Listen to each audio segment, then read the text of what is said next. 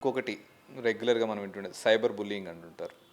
So దీనికి చిన్నవాళ్ళు కావచ్చు, పెద్దవాళ్ళు ఎవరైనా కూడా బాధితులు ఎక్కువ మంది ఉన్నారు. అసలు ఈ సైబర్ బుల్లింగ్ అంటే ఏంటి?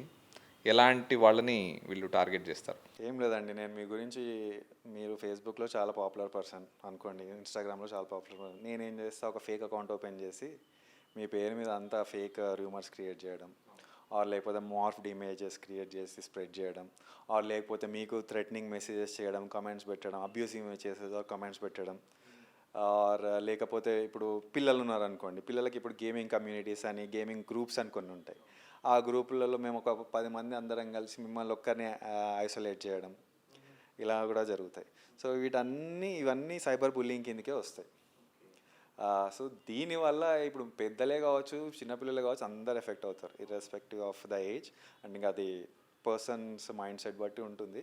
And this has become so common these days.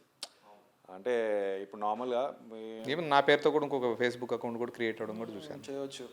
ట్విట్టర్లో కావచ్చు, ట్విట్టర్ అండ్ ఫేస్బుక్లో ఎక్కువ చూసాను నేను ఇలాంటివి మాత్రం. ఫేస్బుక్లో సారీ ఇన్స్టాలో అంతగా ఇన్స్టాలో లేదు కానీ ఫేస్బుక్ రెగ్యులర్గా ఉంటుంది.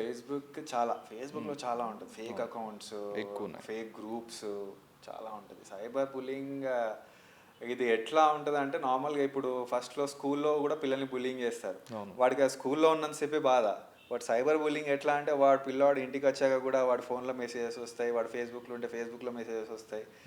ఈ సైబర్ బుల్లింగ్ వల్ల కొందరు పిల్లలు సూసైడ్ చేసుకున్న సందర్భాలు కూడా ఉన్నాయి.